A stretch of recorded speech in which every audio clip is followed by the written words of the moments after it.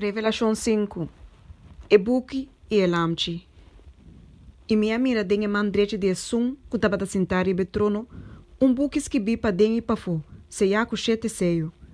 E minha mira ángel fuerte que estava a proclamar na voz alto, ta quem ta digno pa abrir e buki e pa quebra su seio não.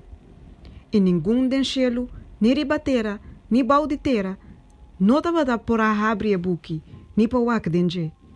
E minha comissa llora duro, pois ninguém não aguarda hanha digno para abrir buki, ni para wak denje. E dia anciano no abisami, stop de llora.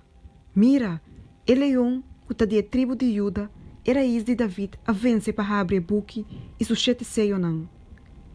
E minha mira meio de trono, junto com 4 criaturas na bibo, e anciano não, lamchi para, maneira matar, quem estava tem 7 cacho e 7 ovo, qual não está 7 espírito de Deus mandado em inteiro mundo.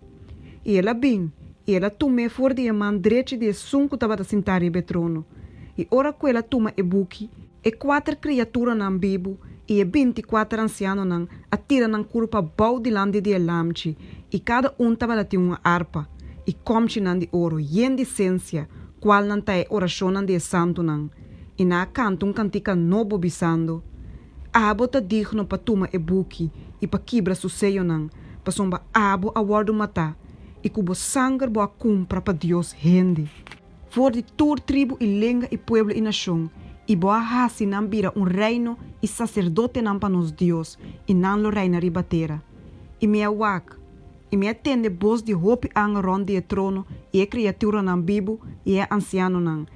E não quantidade estava 10.000 bia 10.000 e miles, pisando na voz alto, digno tá el lamchi com a guardo matar, para receber poder e riqueza e sabedoria e fortaleza, e honor e glória e bendição.